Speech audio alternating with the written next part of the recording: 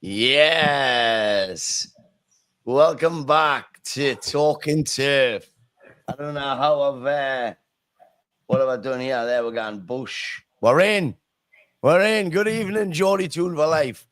Hi. We're here, Gary. Hello. What internet you got? I don't know. It keeps getting off, doesn't it? Tell you what, we'll give everybody 60 seconds not to get a cup or a drink, but for Gary to sort his internet out. See you in 60.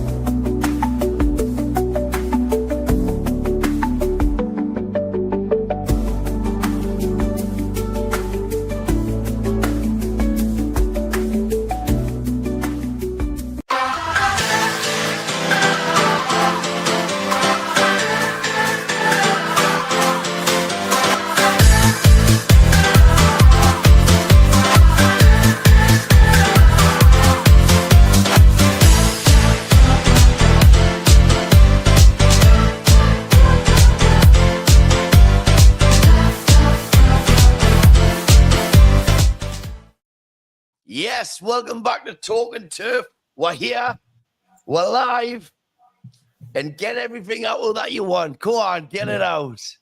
No one thought we'd be here, but we are. Billy Noble straight in there. Evening, lads. Good evening, Billy. Thanks for joining. Hey, Billy. Yes, we've got quite a few on here, Gary. Obviously, people love it. Oh, demise, didn't they? Oh, the DI. Aye. So you knew they would be coming in. You knew they'd be here tonight. Damien Simmons. Well, what do we think of that show yesterday, for fuck's sake? Gary, fire away. What's your thoughts on the game? I mean, first off, I didn't think we played too bad. I thought when we got the equaliser, I thought it was deserving enough to get in 1-1. And we both said at half time, didn't we? Says that we were in the game and we had a chance. Second half, it was just terrible, wasn't it? I mean, the amount of mistakes, if it's not the goalkeeper, it's someone else. But every single time we make a mistake at the minute, we just seem to be getting punished for it. It's like, but that's you make your own luck, don't you? And unfortunately, we've been like that all season. There's just players in that team that's just not good enough. And I had a feeling that would kind of happen yesterday and that Newcastle would pick off. I did think that before the game. I wasn't very optimistic. And what I thought would happen did in the end, inevitably. But good win for Newcastle, but not any surprise, really. Nah, not really. I knew it was going to be a tough task. Going to St. James's on the form that Newcastle's on, and obviously the way that we're playing, we always seem to make one or two mistakes during a game. It normally comes from the goalkeeper, but one did. But 1-1, it's 1-1, right? Obviously, Xerxes and Fernandez and Eriksson have that little passing just before that, hits it straight to the keeper. Another day, he hits it to the left, the guns in. Brilliant.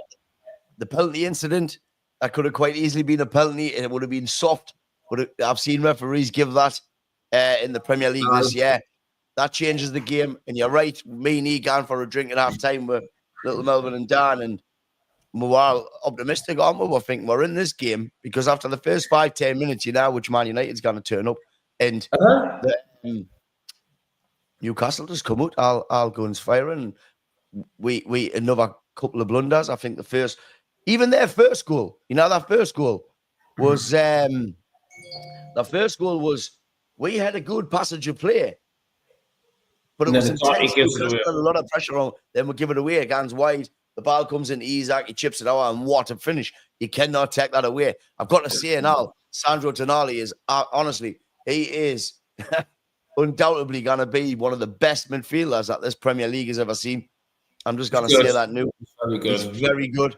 And I'm watching Monday Night Football here, and it's showing the 94th minute. Mason Mount's just come on, and Tonali runs the length of the field, and Mason Mount can't get anywhere near him. And that's the difference, Gary. We're used to seeing like Man United and, accepting mediocre now, because we are.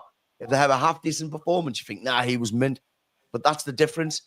Mm-hmm. Like other players in the Premier League, like Tonali, even like Joe Linton, like that's just to name two who played yesterday, are miles ahead of these players. Miles. They are. 2-1, 3-1, quick fire, boom, the game's done. It's our way. But like I showed at the beginning of the show, a lot of people thought that, the kind of singled some United fans out, mate. Like, because a lot of fans left on 70, 75 minutes. But the hardcores who understand what's happening, because I understand what's happening, and people are saying, like somebody's in the comments, Ruben at the wheel, playing Essex. You know what? I'm pleased Ruben's at the wheel. I am. Yeah. Like I said to you last week. He didn't want to come in at that point of the season, did he?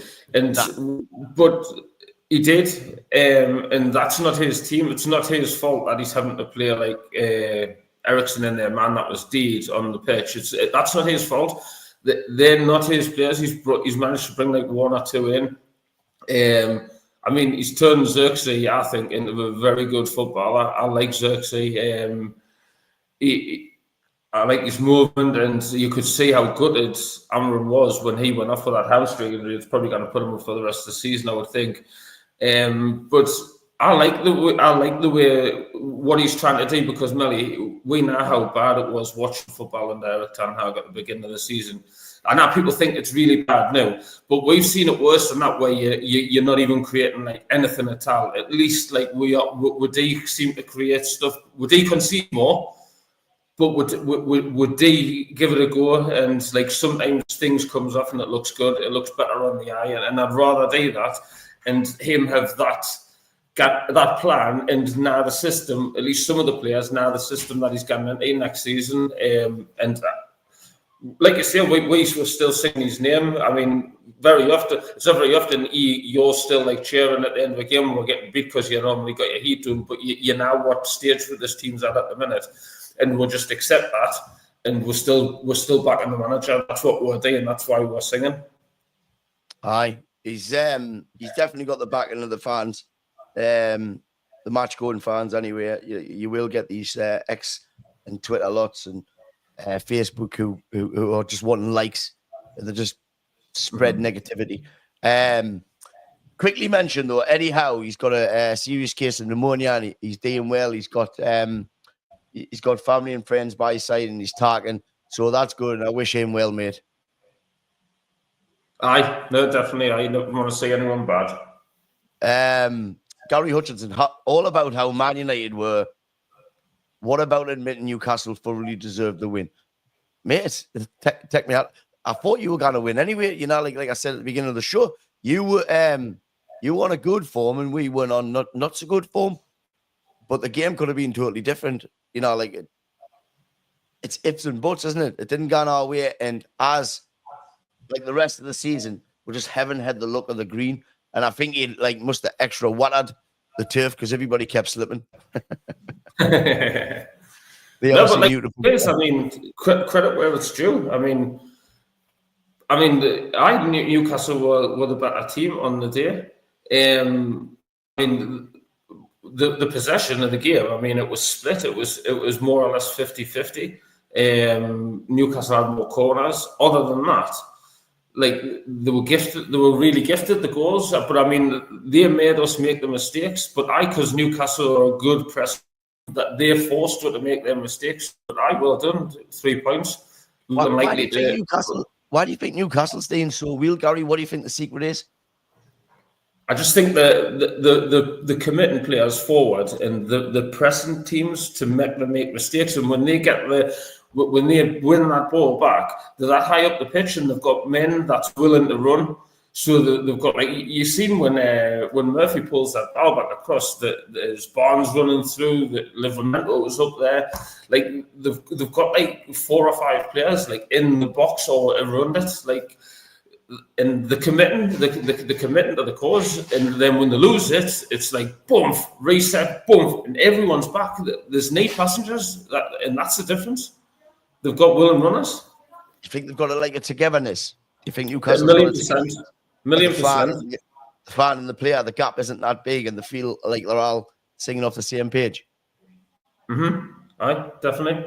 I think that goes a long way, me. Damien Simmons is on saying, I was hoping we could find something out of the game. The team looks broken and something needs to change. Get the old United back to what we were all about. It's coming. I think it is anyway.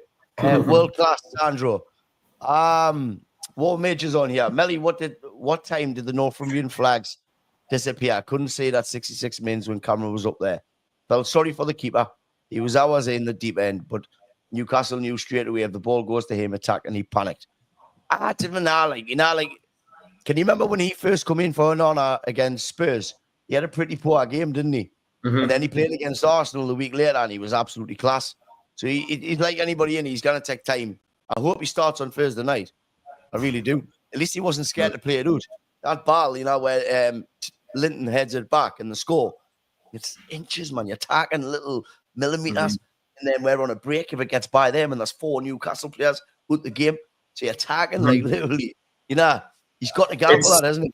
It's that risk reward though. It's like, are you risking too much to the professionals at the end of the day? Like he's got to make that judgment, and like I say, we're getting funded too easy. I mean, I used to prefer when like Schmeichel would just pick the ball up and he would just throw it like onto the pitch. You never see keepers doing that now, and you're so much more accurate with a throw. But keepers didn't, do they? Nah, they want to build from the back, and they want to get players to commit. So then when they break forward, they can get more on attack, and then they've got less defenders to worry with.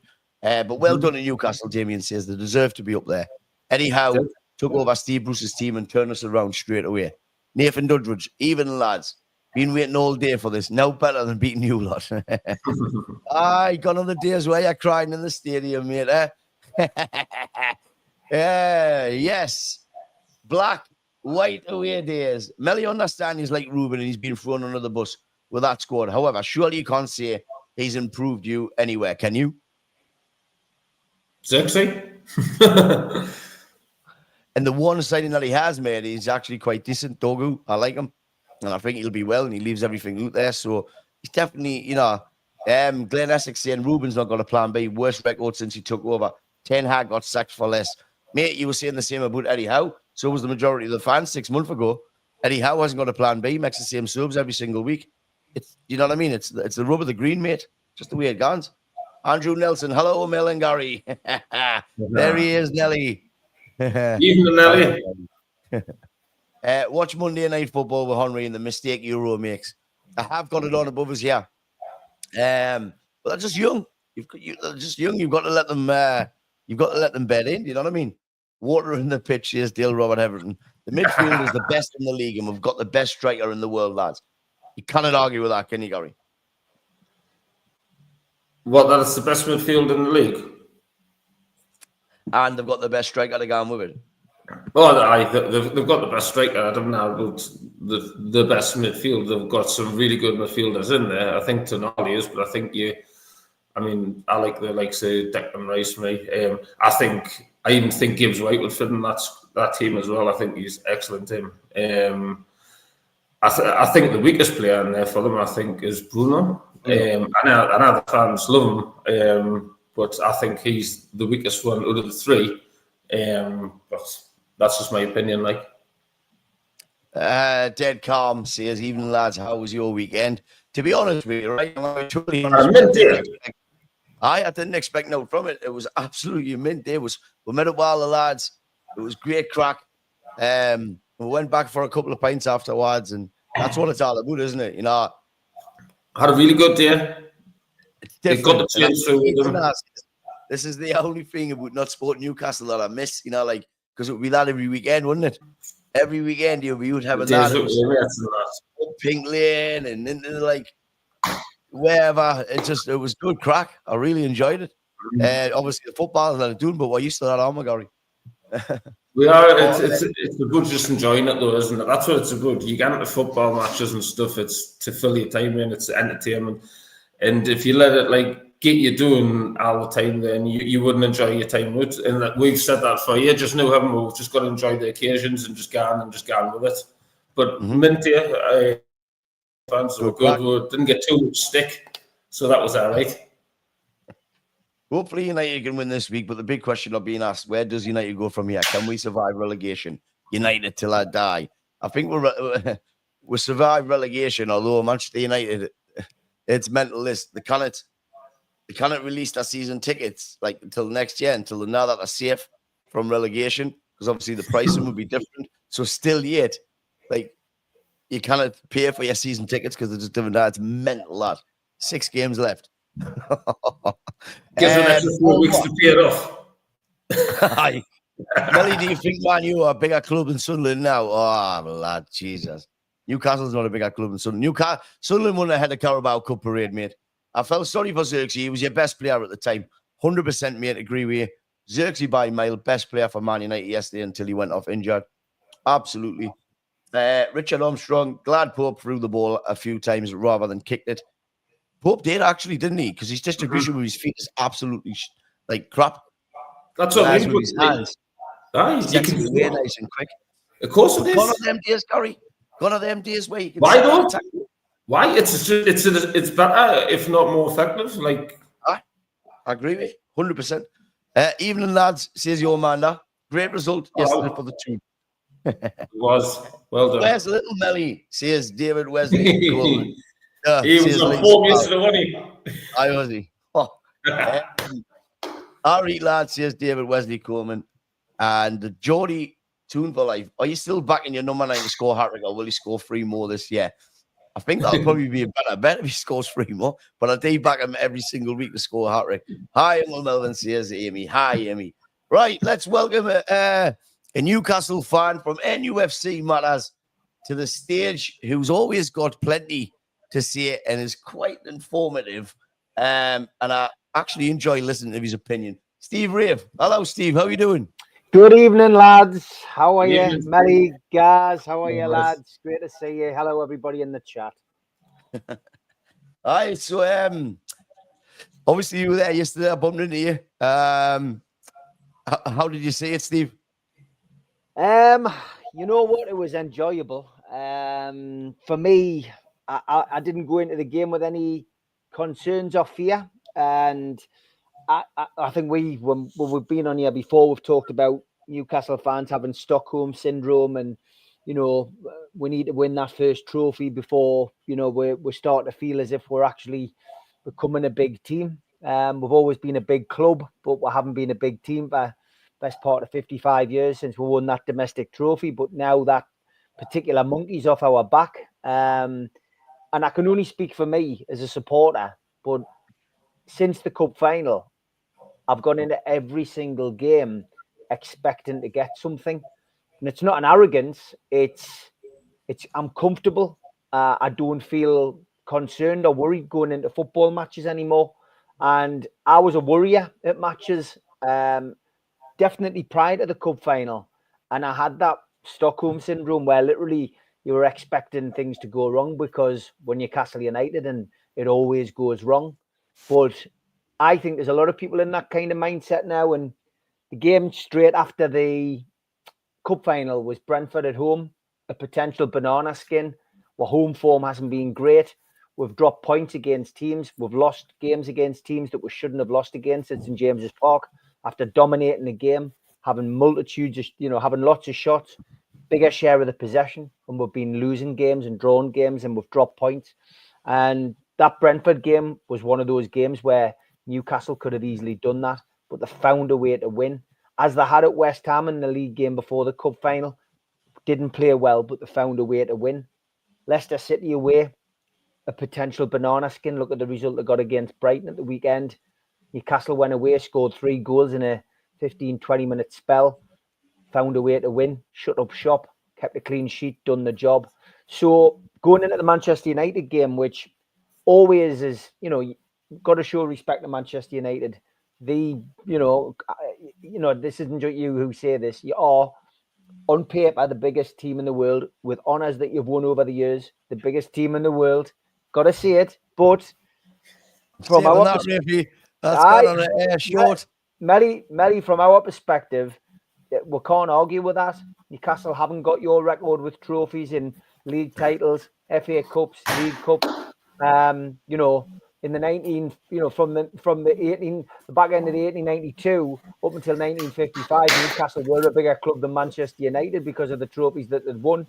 But you've got to admit it, Manchester United have got a great record. We haven't. But maybe the table is now going to turn. Maybe Newcastle are going to find it's their turn now. We can say that it's down to Saudi money. You can say that it's down to that. We haven't been allowed to spend that yet.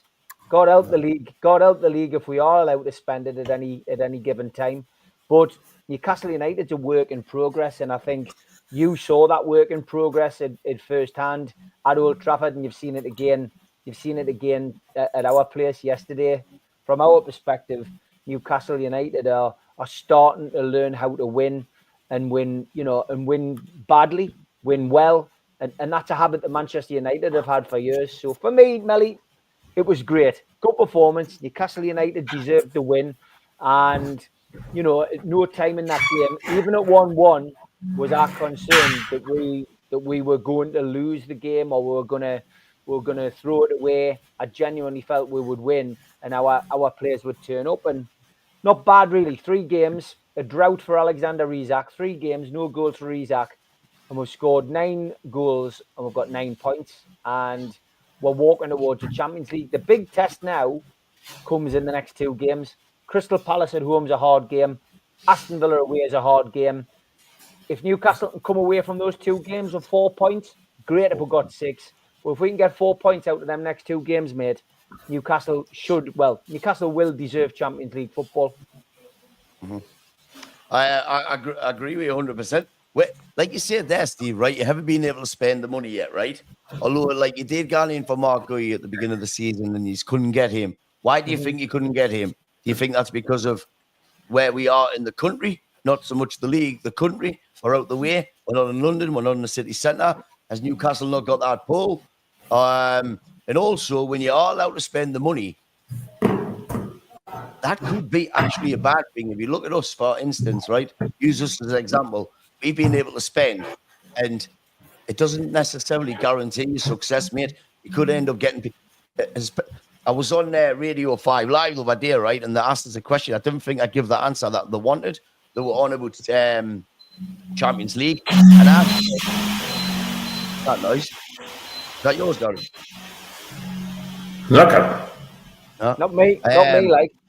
And I said to them, it wouldn't probably be a bad thing considering the season that we've had. We're looking for a 5-year rebuild, right? And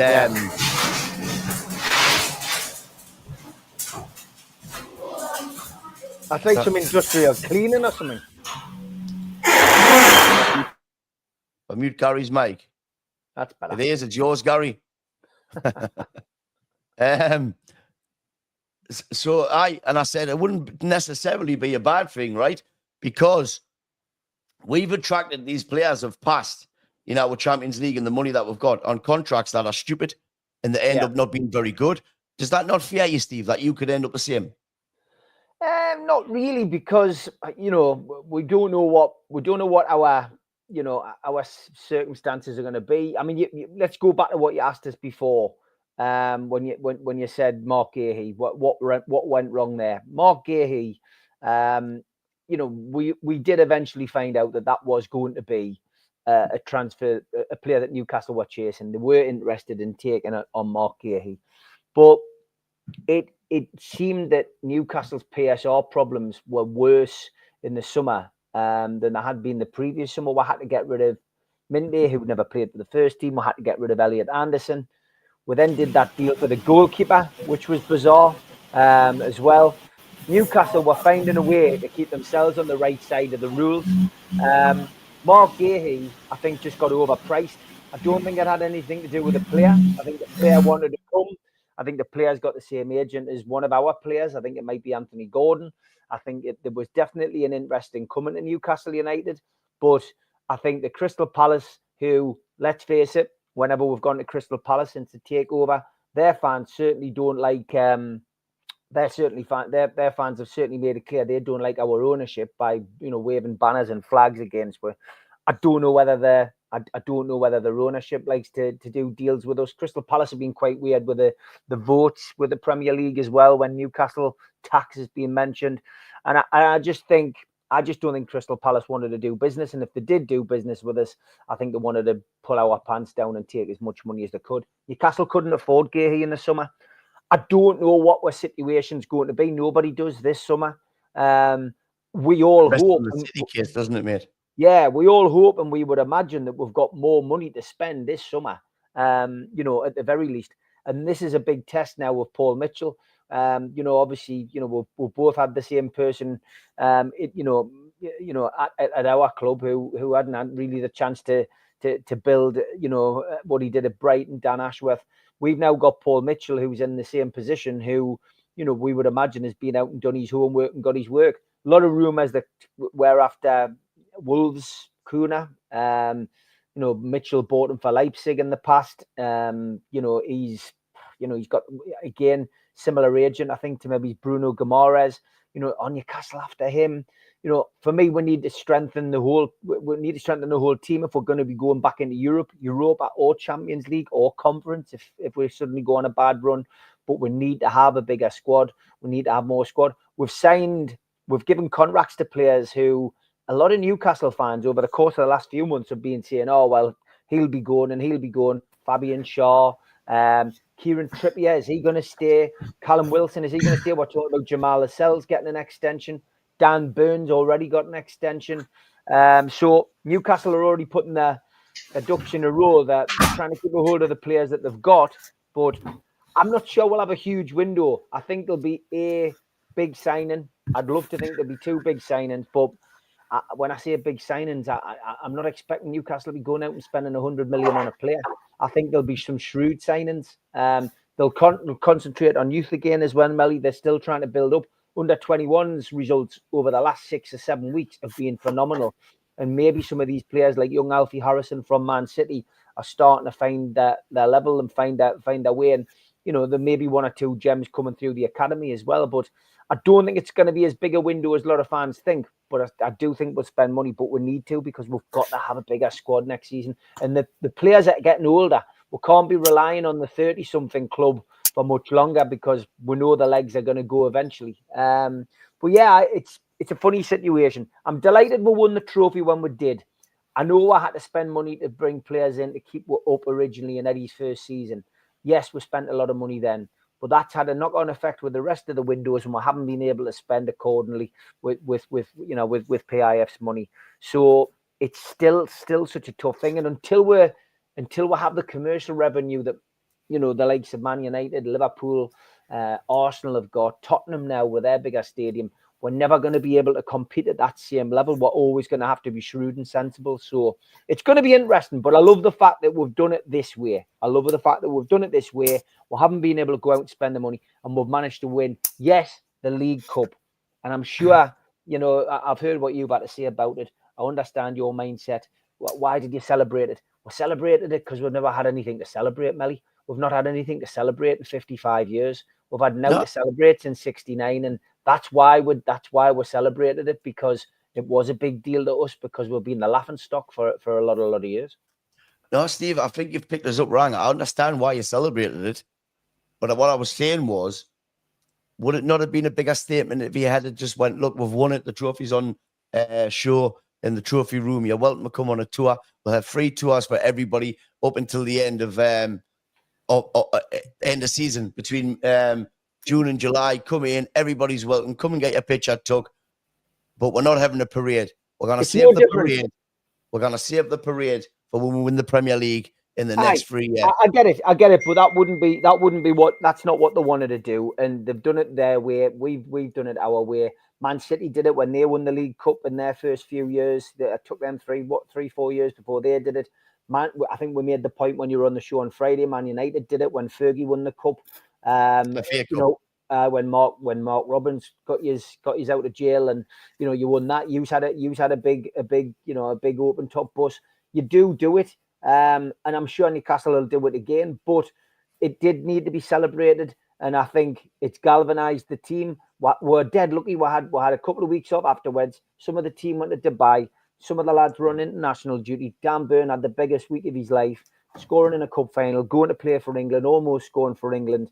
But then the lads had that little bit of time to celebrate their success and then get their mindset back on the job. And that's proved to be a good formula for us to get back into the mix with the Premier League, because it could have gone wrong. We could have been back in action the following week. Could have got beat off Brentford, and then it could have been a bit of a downward slump. But we've got the momentum. We're on a good little run, Steve, that's all that matters, Well, we're talking about momentum. We've got a special guest backstage. We'll keep you on.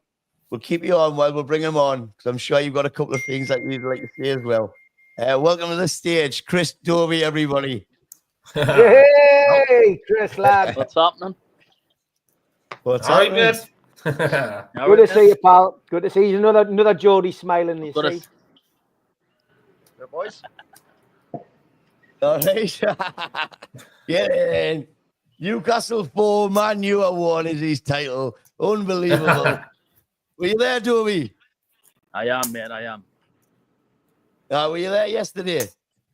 No, I'm working on that, so unfortunately couldn't make it.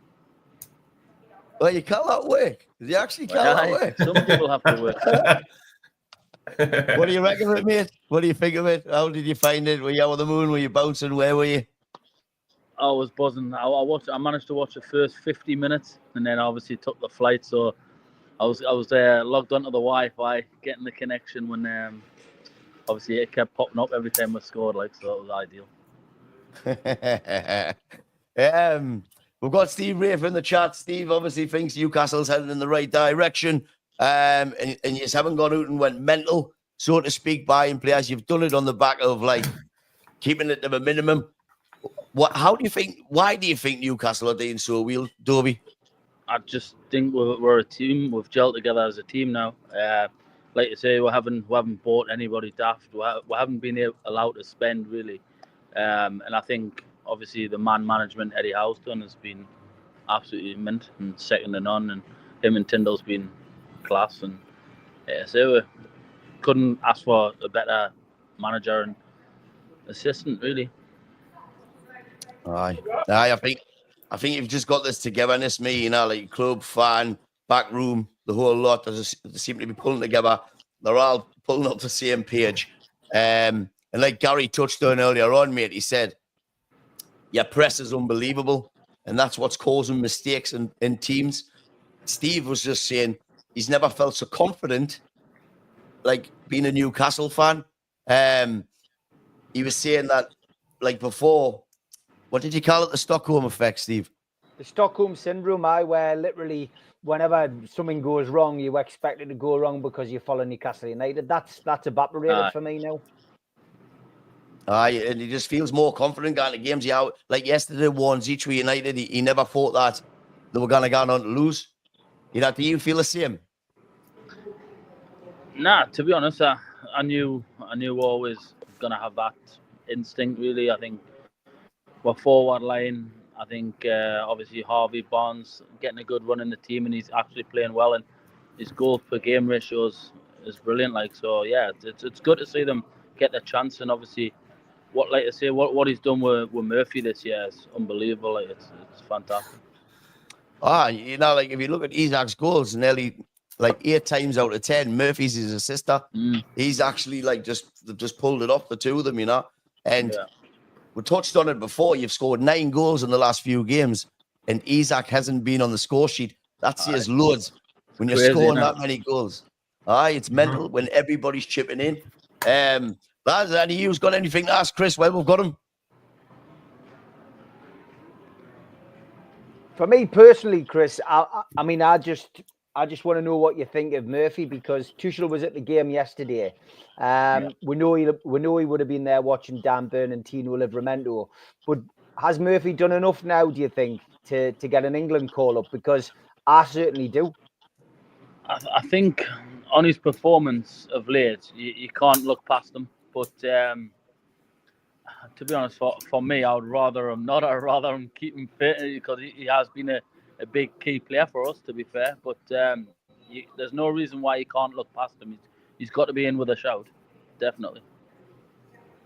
Who's your player of the season as well? That's the other question I would ask you, Dobie. I know we've only got a few games to go, but is it, for me, it's Tonali.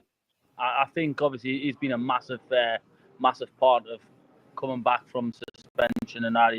He's changed the team massively, but I would definitely put Murphy up there as well. I think he's been brilliant when he's relied on, and if you look at him in the past, Eddie Howe's brought him on as a substitute, and he's actually took him off within 5-10 minutes of being on, and he just takes it. He gets the game, and he understands the club and everything. And like I say, I've definitely got to put him up there with one of our best players this season. Cheers, Chris. No, is it? Save this. Sorry, I forgot to put this on before. You have to play darts here or tournaments? Yeah. Where are you at the casino, Chris? I've just literally come down while Nathan and I finished their food because he got to the final today. So I'm not waiting. I've literally just ate my food. I'm not waiting on him to eat his. I don't blame you. Can you see what little thing there or not, Chris? Yeah. Cool. Is that right? Is that true? Is that rumour true? Chris will not keep you, mate, when you're busy. What's coming up for you? What's next? Obviously, the Premier League on Thursday. Yeah, I've got another Pro Tour tomorrow, then Premier League in Rotterdam on Thursday. So, yeah, and then I've took the week off. I've withdrew from Munich, so I can go to take the kids to Blackpool for the weekend. So I get a weekend off this time. Good. I think you need, obviously, professionals a different level of sport, but I think you need a bit of rest. You always seem to be on a plane or in a different country, and that kind of Your patch will be on there on Thursday again, lad. Yeah, lad. Let us show you this though before you leave, right? Let us show you this. 2 seconds. Share screen. Where we're not this. No. 2 seconds. Not that. This. 56 to win it. He gone through to the semi-final. He's gone for 16s for tops. He's got 2 darted tops. Can he do it? No, not the first one. Second one. Yes, he gets it. Newcastle won, man. Deal. I hope that's not the result next weekend. Come on, he's what a boost for his confidence, that. Who's this future? Big on his top. Look at that foreman. He was looking like this before. Look, I'll show you what he was doing right now. When the look, I wanted that camera thing that they've got. He went on the foot. Joey, we wish you the best of luck, pal. Honestly, thank you for coming on. Good luck, Chris. I think we've lost him. He's a good sport. I wish him the best of luck. Like he is. I think he's knackered, Steve. I don't know, have you been watching him lately? Are you? Yes, I have, mate. I mean, he's been, he's a credit to the Northeast. It's been great credit to your area as well. But top lad as well. You know what I mean? Do out for anybody, and just great crack, and just shows the testament of him to come on a podcast and do a little bit as well. Great guy. He is, mate. He is. He definitely is. So, Steve, your predictions. Obviously, you think you're going to get Champions League, aye? Yeah, I mean, look, for me at the moment, this week is a big week. Manchester United, done. Palace, going to be a different affair, right? Gahey will be back for Wednesday, I would imagine. We know we're not going to have Eddie Howe Wednesday or at the weekend. The bout of pneumonia is going to keep him out. So that isn't as much of a concern when you see the way that we played yesterday. I've got faith in Tyndall, Jones, and the rest of the backroom staff. This week will tell you which European competition we're going to be playing in. I think 4 points or 6 points out of these 2 games this week. And I genuinely think Newcastle United will be playing Champions League football next season, which will be a hell of an achievement along with a cup win, because we're remaining fixtures after that. Yes, there's a couple of hard ones in there, But you would imagine that the way that the other games are going to go as well, it'll just be a case of which position we're going to finish in. Will we be third? Will we be fourth? Will we be fifth? I've seen some Newcastle fans talking about finishing second. I think it's a pipe dream. I can't see Arsenal blowing it to that degree, although we've got to play them at the back end of the season. Imagine if they have done it and Newcastle could end up sneaking second. That would be beyond your wildest dreams. But I think reality's got to hit in at some point. I think Newcastle, my prediction at the start of the season, Melly, which I have kept, and I will show it to you again. I will be putting it out on Twitter. My prediction at the start of the season, where you were the first person to comment on it underneath with 2 laughing emojis. I predicted Newcastle would win their first domestic trophy since 1955. Although I did predict the wrong cup. I said the FA Cup, and I said Newcastle would finish third in the league. My mind hasn't changed. I still think we'll finish third. Steve, I know, but you've been saying that for the last 30 years, so it's got to come true one year, hasn't it? That was me, but I've never put it in writing. I put it in writing underneath Jamie Carragher's tweet because he hadn't even put Newcastle in the top 6. So for me, I didn't put Man United in the top 6, knowing that you would bite, which you duly did. You were the first person to laugh at it. But yeah, listen, I wasn't far off, mate. And I was bang on the money yesterday as well. I had a tenner on 22-1 for Tonali to get the first goal. So the drinks were on me with the lads last night. I 220 quid in yesterday. Nice little result for me at the What score did you get for? 3-0 to Newcastle. 3-0. I got 11. I got 11. Deficit, mate. So you got the right deficit, right? Anyway, I only got 11-1 for that poor Stu Penman. Had 3-1 and 5-1. That's my luck, lad. That's my luck. Unlucky Stu. Steve, listen, I'm gonna let you shoot, mate. But thank you very much for coming on, mate. We really appreciate it. Your insight is absolutely brilliant, and your knowledge is second to none, mate. Top man, and obviously I enjoy watching you and Gaz when you do this. And there's a few NUFC matters. I've shared this on my channel, so it was you with the NUFC matters, lad, too. Always tongue in cheek, give you a bit of stick, but all love you, really, Melly. It's good, crack, mate. Like Steve says, he's got the NUFC matters page there, and he's got different. I don't know how you do it, to be honest, Steve. A different show every single night. And it's good crack. I mean, I'm a Man United fan, but I often pop on just to hear the crack and that, and it's always very entertaining. So pop out to NUFC matters and give Steve a follow. Thanks very much, Steve. Good luck. Cheers, Thursday. Steve. Good luck Thursday for you, lads. As I said before, I'm only cheering Man United on Thursday for you two, lads, for anybody else. Take care. Thanks very much. Take care, mate. Steve Rave there, giving a fantastic insight into Newcastle. He's just doing the line, you know what I mean? I think he gets it. It's nice to get different opinions on. Of course it is. That's what football's all about, though, isn't it? It's all about opinions. Excuse me. We're going to add somebody to the stage, but I must quickly do the adverts because people pay us, and it's nice to keep the show going, and it's nice to support local. So I'm going to add them to the stage. But then we'll hit the adverts and we'll be back within 2 minutes. So welcome to the stage, local AFC Newbegin, who have just won promotion, I believe. Simon. Hello, Simon. How are you doing? I'm in, mate. How are you? Good, man. Good. Thanks for coming on. Yes, no problem, Gary. Happy to come on. I don't know if you heard us backstage there, but what we're going to do is going to run the ads at 2 minutes, 20 seconds. We'll come back in. We'll get an all the crack, mate, if that's all right. Okay, spot on. Spot on. We'll see you in 2 minutes and 42 seconds. Cheers. If you'd like to advertise with us like these following businesses have done, then get in touch with Melly or Gary. It's only a $5 a show, and we're hitting on average, I would say, between 10 and 20,000 people per month. Support us, and we'll help support you.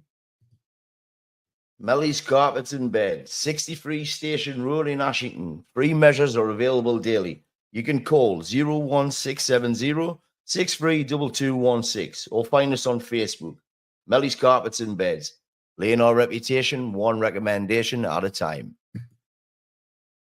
BA Commercials and Northeast Metals Limited, where you can get almost any used car part. The best prices is paid here for scrap vehicles and metals.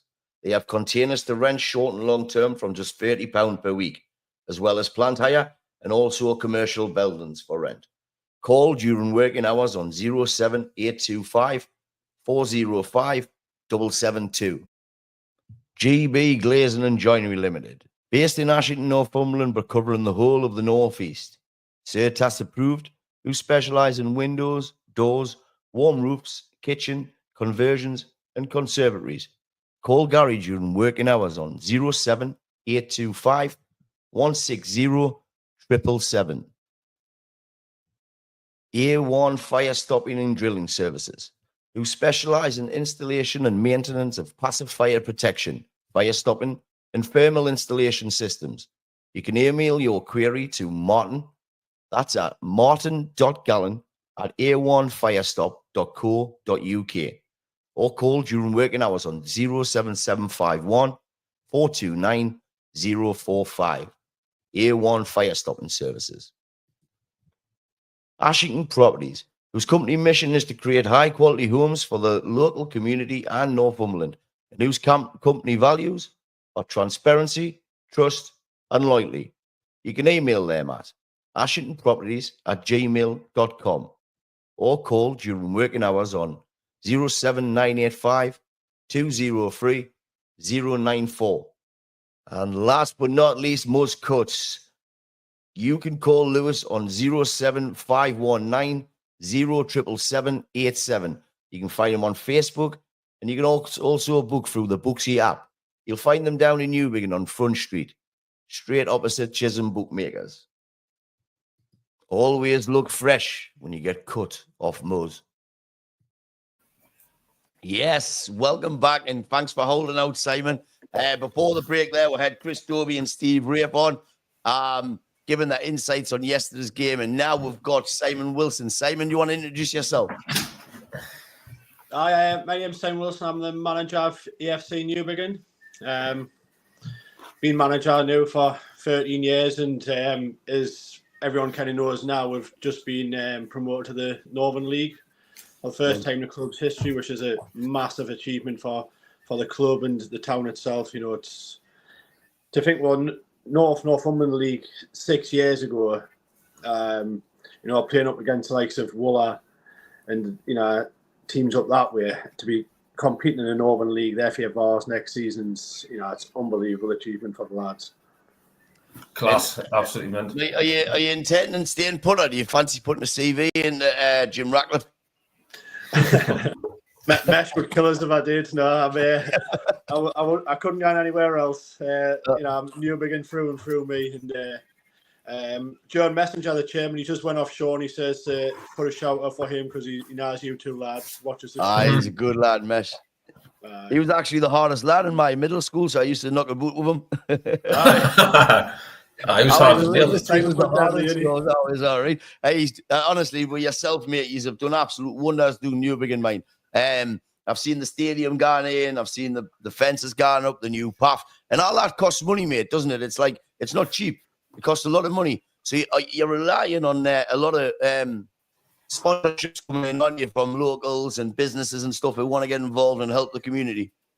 Oh, definitely. I mean, you know, like I say, you two guys as well. That's something that, you know, that helps itself, having sponsor boards. Years have got them. There's, you know, a lot of our businesses as well. But the higher you get up that pyramid, unfortunately, you need more and more money. And, you know, as a club, we need continued sponsorship. We need investors. And although there's only so much we can do ourselves, but, you know, we keep digging in with a lot of the building work, you know, the likes of Jeff Burt, Mesh, Barry, mucked in and done it themselves. But it's something that going forward we will be pushing a bit more to see if we can get local business especially on board.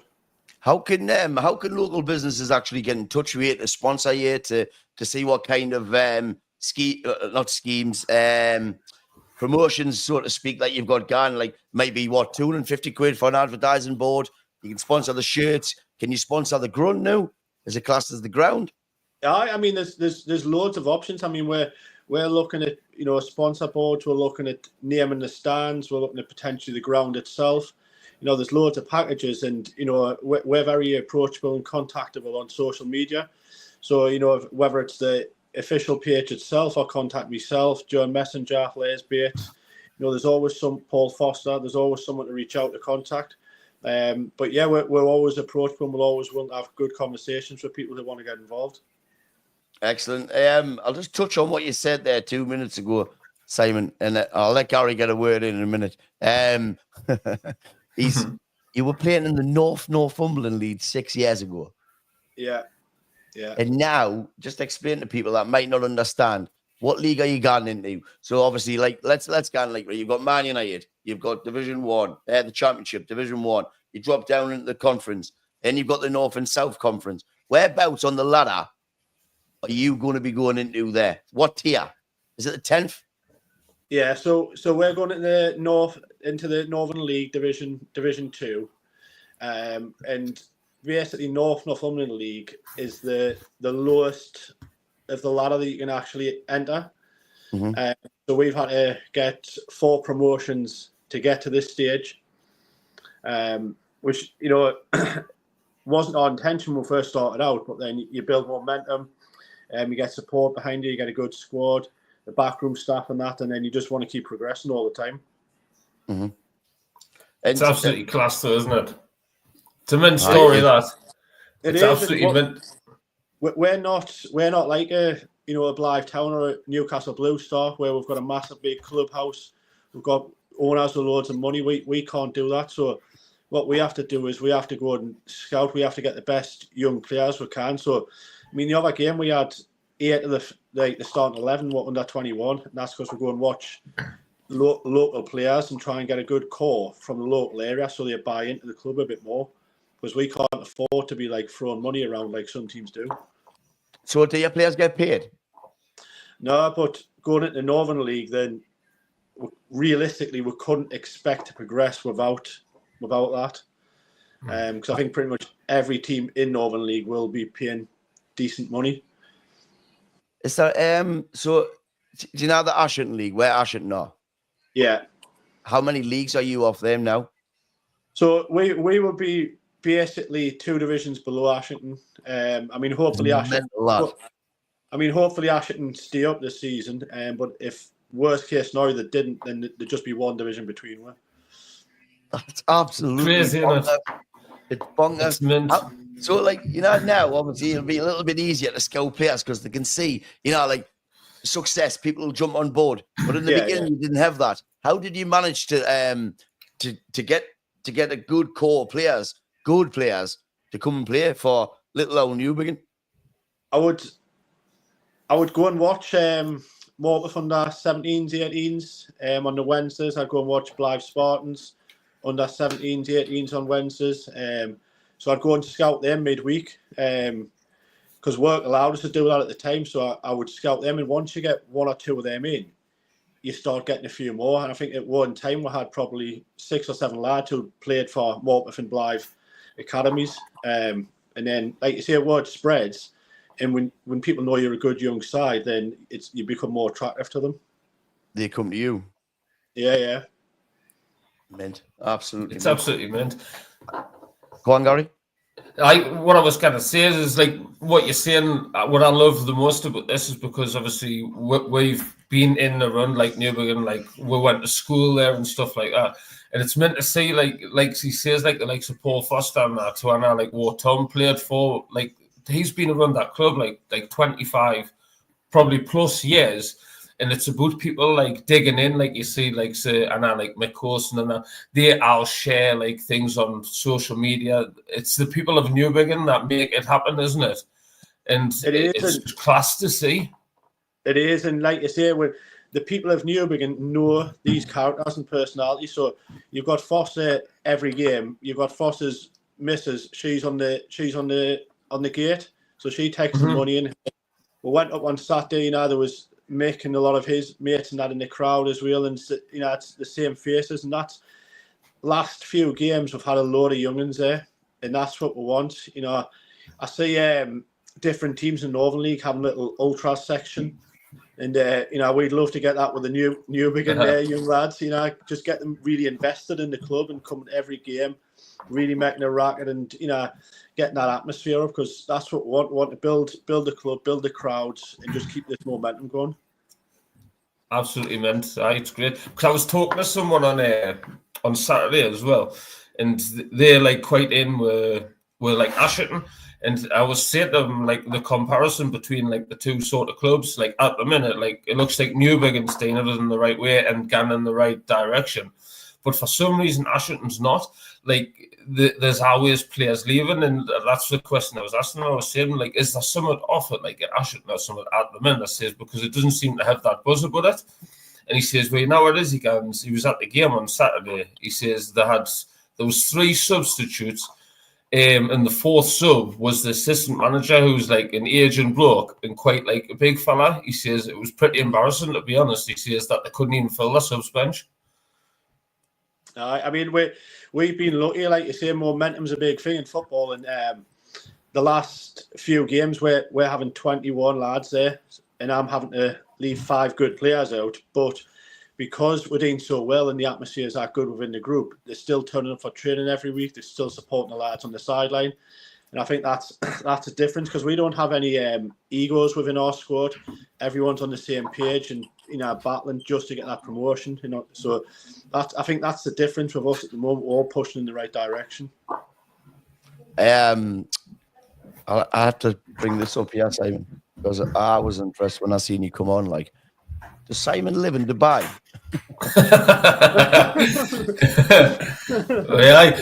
Newbiggin Dubai, see? Newbiggin Dubai, That's an unbelievable setting, that, mate. Listen, Simon, we'll let you go on. We want to thank you very much for coming on, but just to remind people quickly, how do they get in touch with you if any businesses want to sponsor you and help? Because now you've said you're gonna have to start paying wages, etc. So you need to start making some money now. You need to have a regular income from businesses who want to help, etc. How do they do it, mate? Just quickly. Yeah. The best way is would be social media: Facebook, Twitter, Instagram. Contact the AFC Newbiggin pages, Messenger. Contact myself, Paul Four-Star, John Messenger, Les Bates. We're all approachable. So just drop us a message, and like I say, we'll be delighted to have a chat if anyone wants to get involved. There's your assistant in. Look up the big and says Glenn Essex. Top man, Glenn. He is. Some boy. Yes. Simon, thank you very much, Paul. All right. Cheers, lads. Cheers, Simon. Get in, mate, and we'll get you on. All right. Thanks a lot. See you later. Thank you very much. Cheers, Simon. Take care, mate. Right. Good crack. Well done to him. Mm-hmm. Northumberland League now, Gary. To that, 1 division potentially of Ashington is a massive achievement. Huge. It is. Go on. He's obviously put the hours in, and he's put groundwork in. He's John Messenger. I was speaking to him outside McDonald's.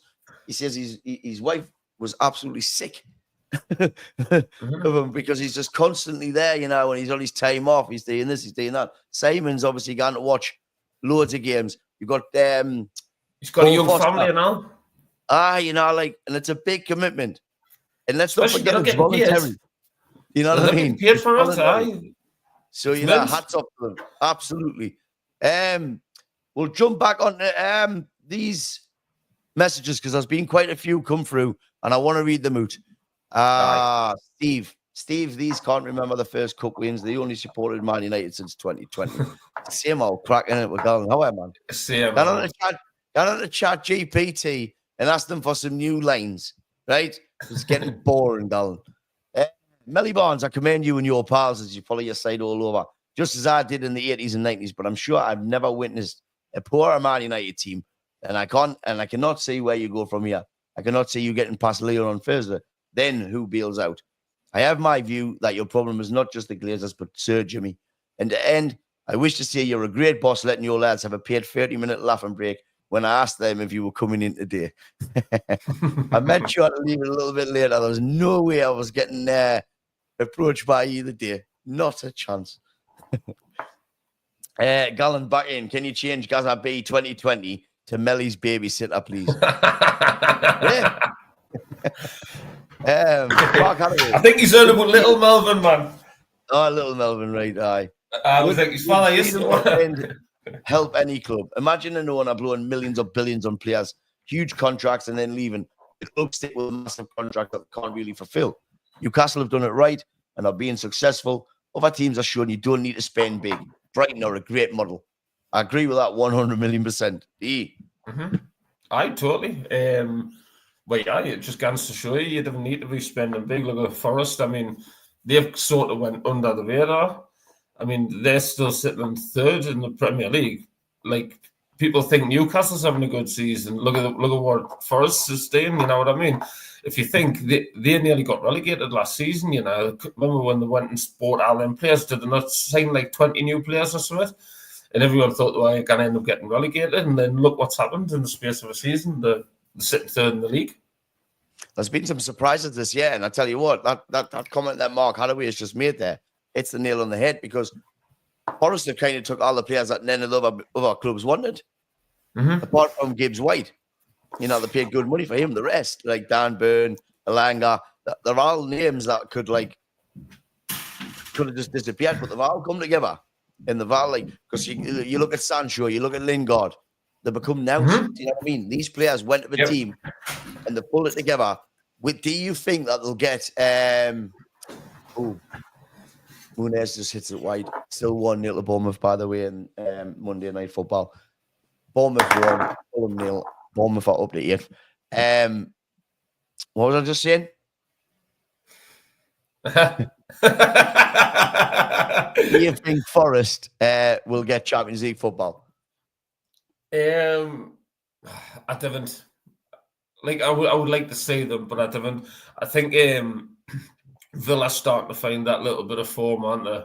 I mean, City and I had a poor start, but you'd fancy them to kick on. I think Forest might end up dropping it, and I think the top 5 will be Liverpool, Arsenal, Newcastle, Villa, and City. That'll take the... Nah. That's just my opinion. The fans have the same love for Howe as Man United had for Ferguson. Some of them. It's not all of them in our group chat. Because He's said that. Let's share the screen again. 2 seconds. William, just got to grab me charger for this. You can't get a charger, lad. I'll share the screen with these lot. Because, look, I've bookmarked some tweets. Look at this. Like this post if you want Howe out. This was just in October, by the way. Does Howe have a problem with Tonali or just genuinely love Longstaff? Can't find anyone with basic football knowledge think we're better with Longstaff than Tonali. Last time, Sandro. So they've got problems.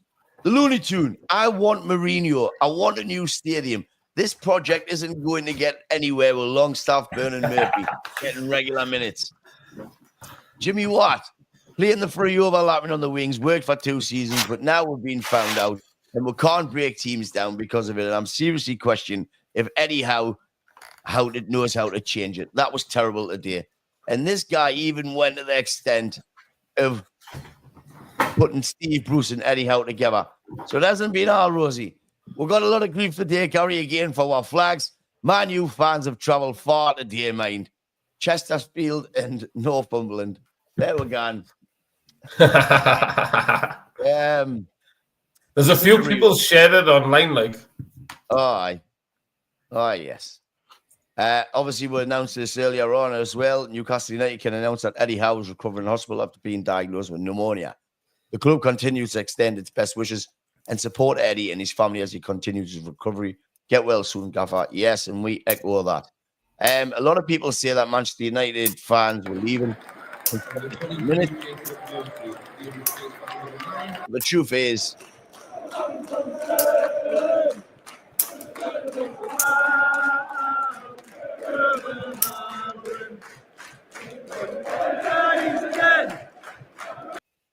we weren't. We were very much present, weren't we? Yes, we were. Right till the last minute. Let's turn that off. Boom. There we go. Right. Back into the messages quickly. Murphy decision making at times, says Dave Armstrong, is the difference of him being a top player. It's the same with most players, to be fair, but without him this season, I think Isaac's only on 10 goals. Take away his penalties and he's Rasmus Højlund in disguise. He's backed himself for player of the season.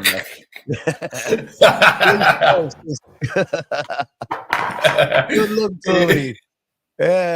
Melly, welcome to St. James's Park next year to watch European football, says Pablo Davies. Mate, I think we're going to win the Prem. Oh, Jesus. Oh. What are you putting this, Leon? What are you putting this? I think we're going to win the Europa League and sneak into the Champions League. That's our only hope, isn't it? Here's Eddie Towers in. The determination currently to win the ball back when we lose it is exactly like Leicester doing when they won the league. 2 or 3 players teaming up and getting straight in, biting at the opposition's ankles.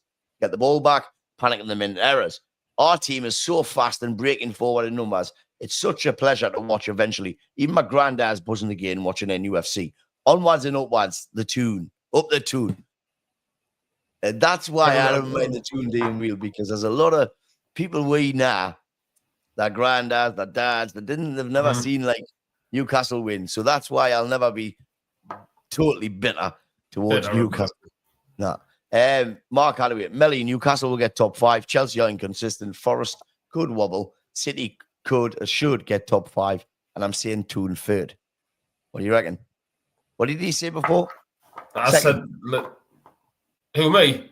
No, I said, I think Newcastle third, but I think City and Villa will be in there as well. I think Chelsea and Forest will miss it. Yes, Johnny B. Get in the mags. E-I-E-I-E-I-O. He must have seen that online, so I don't think he's ever been to a game. Up the big end, cracking achievement, he says. John Messenger said he's going nowhere. Obviously on about Simon Wilson. Here, Melly Barnes, no poach inside for Man U. He's in a better place than you, Biggin. Well done, the Biggin. Absolutely right, he is. He's sneaked back up. Brilliant. Absolutely perfect. No fumbling raise. There's Younger laughing at with there. I'm not saying no to Younger. He's fucking hard as nails. Mark Holloway and Melly, like a Dortmund one that can achieve anything if you put effort in. Mark White has grafted to get them where they are. Also, social media has helped. True, mate. It all helps. Like when you see these businesses, football clubs, all the locals, just hit share. Takes you 2 minutes. Fill your Facebook with your friends' accounts and whatever. Just do it. It costs out, and you're spreading positivity. Like not negativity. So just share it. Costs out. The best thing you can do for your friends and for football clubs and stuff. Can't be grassroots football. It's a bloodline for future PL players. Absolutely, that's where it all comes from, mate. Dave Armstrong, I reckon I could run a section at Newbigin like, Dave, it's 2 minutes from you. Houston, you still probably wouldn't even gone, man. That Dave Junior's in. Man United's doing it in the right way. They have a class squad, know how to play out from the back. Oh, my God. Sing a different tune, man. Jesus, up the big one. We've read that one out. See you later, Doves. Cheers, boys. No, thank you for letting them come on. And I hope you have another successful season next year, Messenger. Messi, well done, mate. Swapping places with Bedlington Terriers next season, Glenn Essex says. That's mental. They had an investment, a millionaire came in, Bedlington Terriers. I don't know whatever happened to them. Apparently, they had done a family tree, and it came back to Bedlington Terriers. So he invested in Bedlington Terriers, but then now it's ever happened to it. Did he know about that? No, that's the first time I've heard that. I searched it up. I'm pretty sure I didn't dream it. Scott Cooper, do you think it's better for Amorim not to have European football next year? So he has a full week to week with the players, so United can concentrate on Premier League next season without midweek distractions, i.e. extra games, injuries, etc. And maybe try for top 4. But if it didn't have European football, I'm going on 2 family holders next year. That's for starters. It costs an absolute fortune. But I personally do think that it would be better because we're in a transition and they're not very good. And the new players that come in are going to need a bed. But then on the other hand, it's Manchester United. They need to have European football. What do you do? For me, it doesn't matter either way. I think I still want to win. I want to win the Europa League and I want to get into the Champions League. But if it didn't happen, so be it. What's your thoughts, Gary? Same. I'm like you. I still think we've got a good chance of winning that Europa League. It's a slim chance, but we've got a chance. We're in it, aren't we? And I hope we do. I think if you're not in any European football next season, I just think commercially and that for a club our size, it's a massive hit, that, isn't it? Just even for the sponsorship deals, because I didn't think they get anywhere near that commercial, the revenues and the probably the all the money off the sponsor deals, that it'll hit them massive that if they're not. So it could knock them back even in another couple of years. Do they need it? Maybe. I don't know. But I love the European night, so. Aye. Yes, we'll know on Thursday for sure. That's it, mate. That's it. I took Forrest for bigger achievements, says Ferry. Melly, what's happening here? Nabad and Leanne fill you in last night. No, that was we're walking back to the station and it was full of Toon fans, and Melvin's walking doing the what do you call it, gone, Manchester United. And nah, that was actually the Bobby, mate. The Bobby Cloders bugger. But I tell you what, I'm going to get some hidings over the years with that kid. Like, he is lethal. Honestly. I'm not joking when I just said that. We were walking, dude, when we left his. And obviously the Ashton train, it was full, mate. All Toon fans. Manchester. I'm saying, I says, shut it. Like, there's a time and a place. He's got no filter. Honestly. He had mixed life yesterday, didn't he? Oh, he had mixed life. James White, 50 million now demanding 100 million. Absolutely mental, lad. That's what spoils football. That right there spoils football. 100 million. It does. It does. But the players got to take it, but they can't take the responsibility of being a £100 million player. 1 out of 10 can. The rest of them just shit their pants.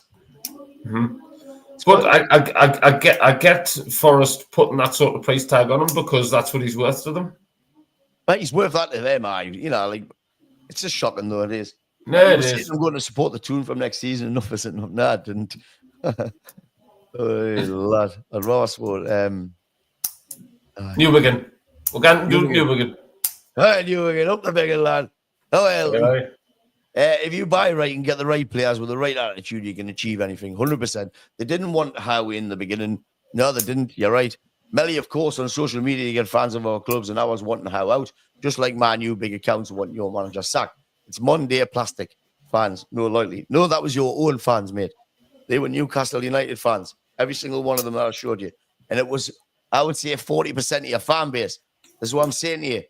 You know, like 1 month you're king of the hill, the next month you're a feather duster. You know what I mean? Simple as that. That's the way it goes. Football, it's a results-based business. If you didn't get it, you're out. Up the mags, up the biggin. Hope yous are keeping well, lads. And you, mate. 77 means they were leaving Melly, you know that. They're the ones that didn't normally gone, mate, who just wanted to get the picture in the way and say they were there. But the real fans stayed. Keep your coat on, it's -7 tonight. Liam Chris, they complained at our flags yesterday, and I seen American Newcastle fans today on the pick, and it was great. They're just 50 faced. Dave Armstrong. The comments is flying in. I can't get through them. Gary, you've had a good right laugh at Melly. Has lost the plot. Comparing Isaac to Rasmus. Top 5, in my opinion. In sharp positions, but top 5 is there, I think. Chelsea manager won't be at the club next year. He will want Europa Conference, and league position isn't his issue. Cracking show tonight, lads. Thanks very much, mate. It's been good crack.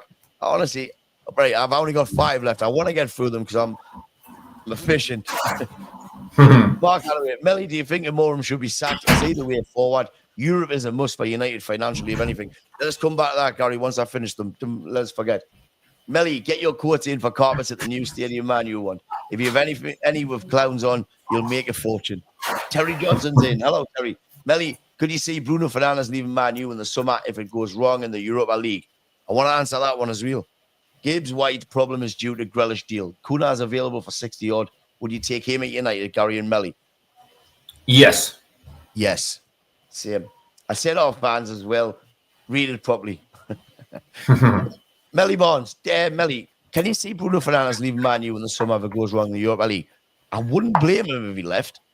But I think he genuinely, because obviously he's Portuguese, the manager's Portuguese. They've got this connection, Terry. And I think he'll stay and he'll want to, if they're going to do it, he wants to be part of it. He's been told, obviously, like, there's going to be a massive rehaul, but he'll be the centre of it for me. But should he leave? He should, because he's a good player and he'll win. You put him in any top team and they're winning. You know, like, he's a creator. But at the minute, he's having to play right back, left back, centre back, midfield, right midfield, left, because he's literally having to do everybody's work because they're all like, but they're just not up to it. Or he feels like he has to. That's it. But you're totally right. Obviously there was things came out about Real Madrid and 90 million or whatever. Obviously Amram went into the presser a few weeks ago and kind of like tried to squash it straight away. It looked as if he had had a conversation. He said he's got anywhere. But like you say, if they didn't get Champions League football next season, could you blame him for leaving? He's like 29 nearly. He got to be 30 next year. Can you blame him for wanting to get to Real Madrid? I don't think they should stop him. Like, that's my honest opinion. I think they should say thank you very much and give him the red carpet of Madrid and take the 90 million. That's what they should do. That's the right thing to do, but we'll see. And I said I'll jump back onto this one. Do you think Amorim should be sacked? Is he the way forward? Europe is a must for United financially, if anything. Gary, you just touched on that. You think that we must be in some kind of European competition. Yeah. So we get beat on Thursday night. What's your thoughts? I don't think he gets sacked. I don't think he wanted. He didn't want the job until the summer, did he?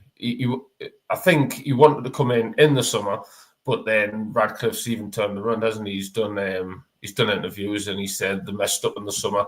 What they should have done is they should have sacked Ten Hag like they were Gani. But I think a lot of the fans, and they listened. He says they shouldn't have. They should have done what they'd already planned, and that was to sack Ten Hag and bring him in the summer. They didn't do it, so they ended up having to do it mid-season. They've obviously had that conversation. I think that he kind of premeditated and he's hanging them to dry, the players, in his system. That's why he's not changing his system. And everyone's giving him pelters saying, well, change your system. And he's not going to do that, though. He'd rather just take the criticism. Ten Hag changed his system, got sacked. Exactly. Like, no, we're totally behind him. Like, didn't change the system for these because they'll just shit on you anyway. They've done it like another 4 managers in the past. But do you think within them talks that they think that we're going to be finishing 14th or 13th and not qualifying for Europe? No, but I imagine that he probably did see like that's a possibility. He did see it. Can you not remember when we won our like first few games and we were scoring goals? And he says, look, he was like, don't get carried away, he goes, because next week when we'll play, I think it was a winnable game. I think it might be Wolves or something. He was like, and this system, he goes, and we might get beat, and then you'll be all over us. So I'm not falling for that sort of thing. And he kind of said it would get bad before it got better. And boy, did it. But you've got to give him the summer. You've got to back him heavily in the summer, and then you question him next summer, I think. See what Barry's put. I don't think anyone can fill Sir Alex's shoes with Man United's lads. Anyway, are they doing a Dan Burns statue? Because if they are, they'll save a fortune on bronzes. He's only got 4 fingers. We'll end on this. Did you see? What? Did you see that video the other day of Dan Burn pushing the car off the? That's why he spoke his shoulder. You not seen? Got a strap on. Has he? That's obviously he's not used to that. The strap on. Pushing. Hey, I'm ending on this one, right? Because us missing out on Champions League last season hit us financially. It's going to affect the likes of United as we both rely on the finances for the club. But I'll tell you what, right? If we're going to win the league like Ease have won the league the year after, then I'm quite happy to miss you on Champions League football this year. Because it's done you the world of good. Thank you very much, everybody, for joining us. Cheers. We've done an hour and 20 minutes. We've had the pleasure of Steve Rafe, Chris Dobie. Who was with Dobie? Who was the player?